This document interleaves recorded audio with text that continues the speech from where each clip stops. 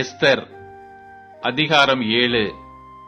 ராஜாத்தியாகிய எஸ்தருடனே விருந்துண்ண ராஜாவும் ஆமானும் வந்தபோது 2ஆம் நாள் விருந்தில் திராட்சரசம் பரிமாறப்படும் போது ராஜா எஸ்தரை நோக்கி, எஸ்தர் ராஜாத்தியே, உன் வேண்டுதல் என்ன?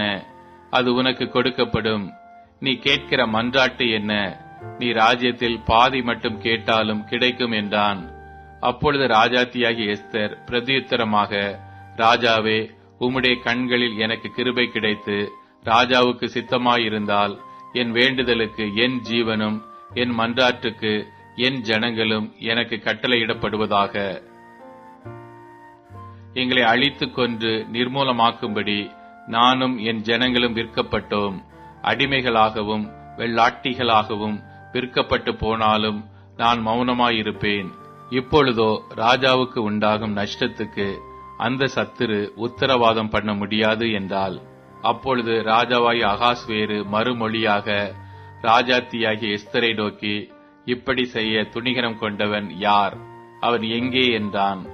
அதற்கு எஸ்தர், சத்துருவும் பகைஞனுமாகிய அந்த மனிதன் இந்த துஷ்ட ஆமான் தான் என்றாள்.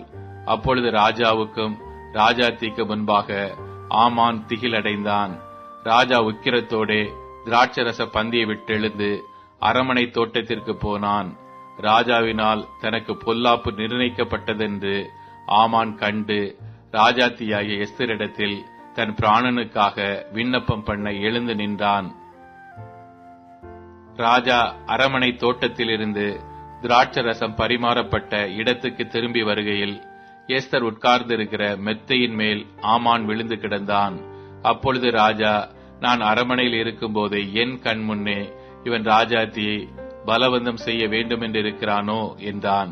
இந்த வார்த்தை ராஜாவின் வாயிலிருந்து பிறந்தவுடனே ஆமானின் முகத்தை மூடி போட்டார்கள். அப்பொழுது ராஜ சமூகத்தில் இருக்கிற பிரதானிகளில் அர்ப்பனோ என்னும் ஒருவன், இதோ ராஜாவின் நன்மைக்காக பேசின மொர்தெகாய்க்கு ஆமான் செய்வித்த 50 முழ உயரமான தூக்கு மரம் ஆமானின் வீட்டண்டையில் நாட்டப்பட்டிருக்கிறது என்றான். அப்பொழுது ராஜா, அதிலே அவனை தூக்கி போடுங்கள் என்றான். அப்படியே ஆமான் மொர்தெகாய்க்கு ஆயத்தம் பண்ணின தூக்கு மரத்தில் ஆமானையே தூக்கி போட்டார்கள். அப்பொழுது ராஜாவின் உக்கிரம் தணிந்தது.